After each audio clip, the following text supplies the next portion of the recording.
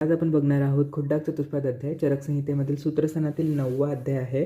हा अध्याय SAQ LAQ साठी विचारला जाऊ शकतो. याच्यामध्ये महत्त्वाचं काय काय आहे तर सगळ्यात आधी खुड्डाक चतुष्पाद याचा अर्थ काय तर खुड्डाक म्हणजे अल्प शब्दांमध्ये थोडक्यामध्ये, चतुष्पाद म्हणजे चिकित्सेचे चतुष्पाद. खुड्डाक चतुष्पादमध्ये चिकित्सा चतुष्पादाचं थोडक्यामध्ये वर्णन केलेलं आहे.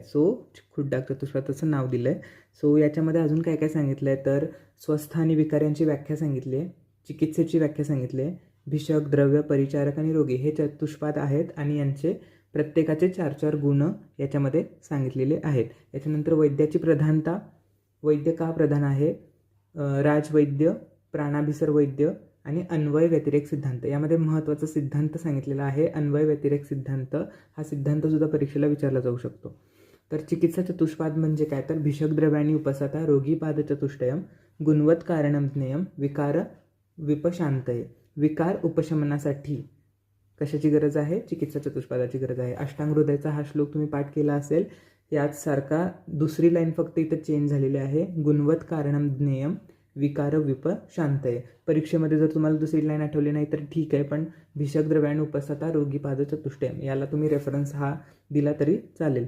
तर चिकित्सा चतुष्पादाचं वर्णन कशासाठी केलेलं आहे तर चिकित्सा करण्यासाठी, विकार उपशमन करण्यासाठी चिकित्सेसाठी 4 पाद कोणते कोणते आहेत? भिषक, द्रव्याणी, उपस्थाता आणि रोगी.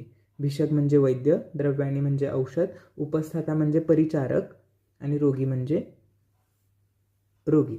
आरोग्य आणि विकारांची व्याख्या. विकारो धातु वैषम्यम साम्यम प्रकृतीर उच्यते, सुखसंज्ञकम आरोग्यम, विकारो दुःखम एवच. आता विकार म्हणजे काय? धातु वैषम्य. धातू म्हणजे काय? दोष धातू, त्रिदोष आणि सप्तधातू आणि मल याच्यामध्ये जर वैषम्य असेल तर त्याला विकार असं म्हणतात आणि याच्याचमध्ये जर साम्य असेल तर त्याला प्रकृती म्हणतात.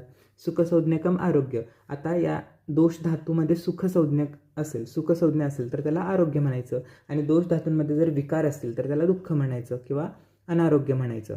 त्याच्यानंतर चिकित्साची व्याख्या काय सांगितली आहे तर चतुर्गुणाम भीषकादीनाम शस्तानाम धातु वैकृते प्रवृत्ती धातु साम्यथा चिकित्सा इति अभिधीयते. या चतुर्गुण हे जे चतुष्पाद आहेत त्यांचा वापर करून धातू साम्यासाठीचे क्रिया करणं म्हणजे काय? चिकित्सा. चिकित्सा चतुष्पादाचा वापर करून धातू साम्यासाठी क्रिया करणं म्हणजे चिकित्सा असते. त्याच्यानंतर भिषक, द्रव्याणी, उपसता आणि रोगी या चौघांचेही 4-4 गुण सांगितलेले आहेत. तर ते कोणते आहेत तर श्रुतेपर्यावदातत्वम म्हणजे थेरॉटिकल नॉलेजचं परिपूर्ण ज्ञान असणारा, बहुशदृष्टकर्मता म्हणजे ज्यानं प्रॅक्टिकली सगळ्या गोष्टी वेगवेगळे कर्म पाहिलेले आहेत, दाक्ष म्हणजे स्किलफुल आणि शौचम म्हणजे प्युरिटी, स्वच्छ असणारा. भेषज कसले असलं पाहिजे? बहुता म्हणजे बहुगुण, त्याच्यामध्ये जास्त गुण असणारे. योग्यत्व म्हणजे इफिकसी असणारे. अनेकविध कल्पना म्हणजे त्याच्यापासून वेगवेगळ्या कल्पना करता येणारे आणि संपत म्हणजे ज्याच्यामध्ये पोटेन्सी आहे असं. त्याच्यानंतर उपस्थता म्हणजे काय तर उपचारज्ञता, दाक्षम, अनुरागस्य भर्तरी आणि शौच. उपचारज्ञता, उपस्थाता म्हणजे परिचारक जे आहे त्याला उपचार कसा करायचा याचं ज्ञान पाहिजे, दाक्ष पाहिजे म्हणजे स्किलफुल पाहिजे, अनुरागस्य भर्तरी म्हणजे रोग्याशी प्रेमाने वागणारा पाहिजे आणि शौच म्हणजे स्वच्छता असणारा. त्याच्यानंतर रोगी कसा? स्मृती, निर्देशकारित्व, अभिरुत्वम, ज्ञापकत्वमच्या रोगीना. स्मृती म्हणजे त्याला स्मरणशक्ती असावी, निर्देशकारित्व म्हणजे वैद्याचा जो निर्देश असतो म्हणजे डॉक्टरांचा जो पण सल्ला असेल किंवा जे पण ॲडवाईस असेल तो ते पाळणारा असायला पाहिजे. अभिरुत्वम म्हणजे भिणारा नसावा, भित्रा नसावा, धाडसी असायला पाहिजे आणि ज्ञापकत्वमच्या रोगीनाम. ज्ञापकत्वम म्हणजे त्याला जे पण त्रास होतोय तो त्रास वैद्याला व्यवस्थित सांगणारा असावा. वैद्य प्रधान काय आहे याची 3 कारणं सांगितली आहेत. विज्ञाता, शासिता आणि योक्ता. वैद्य हा विज्ञाता आहे म्हणजे सर्वच ज्ञाता, विशेष ज्ञानाचा ज्ञाता आहे. शासिता आहे, सर्वांचं शासन करणारा आहे आणि योक्ता आहे, त्याच्यामुळे तो प्रधान आहे. त्यानंतर प्राणाभिसर वैद्यची लक्षणं किंवा गुण काय सांगितले आहेत? शास्त्रे, अर्थविज्ञाने, प्रवृत्तो आणि कर्मदर्शने. शास्त्राचं ज्ञान असणारा, अर्थविज्ञान असणारा, प्रवृत्ती करणारा आणि कर्मदर्शन, कर्म पाहिलेला. राजवैद्याची लक्षणं 4 सांगितली आहेत. हेतूचं ज्ञान असणारा, लिंगज्ञान असणारा, प्रशमज्ञान असणारा, रोग अपुनर्भव ज्ञान असणारा.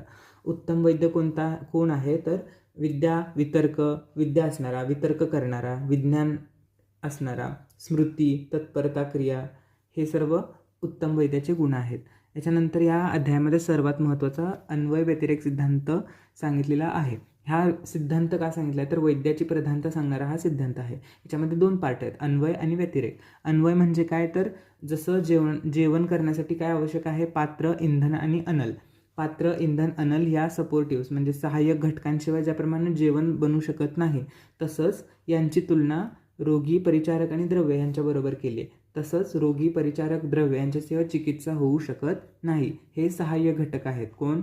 पात्र, इंधन, अनल. त्याचप्रमाणे विजयासाठी, युद्धामध्ये विजयासाठी भूमी, चमू आणि प्रहरणानी ह्यांची आवश्यकता असते. ह्यांच्याशिवाय युद्धामध्ये विजय होऊ शकत नाही. तसंच रोगी, परिचारक आणि द्रव्य हे सहाय्य घटक आहेत. यांच्याशिवाय चिकित्सा सफल होऊ शकत नाही. आणि व्यतिरेकामध्ये काय सांगितलं आहे की मृत, दंड आणि चक्र यापासून कुंभ बनवण्यासाठी कुंभकाराची आवश्यकता असते. मृत मातीपासून मडके बनवण्यासाठी जसं कुंभकाराशिवाय मडकं बनू शकत नाही, त्याचप्रमाणे रोगी, परिचारक आणि द्रव्य जरी असले चिकित्सेसाठी तरी त्यांचा वैद्याशिवाय काहीही उपयोग होत नाही. वैद्य असल्याशिवाय चिकित्सा होऊ शकत नाही. त्यामुळे चिकित्सेमध्ये वैद्य प्रधान आहे. असा हा अन्वय व्यतिरेक सिद्धांत. All the best.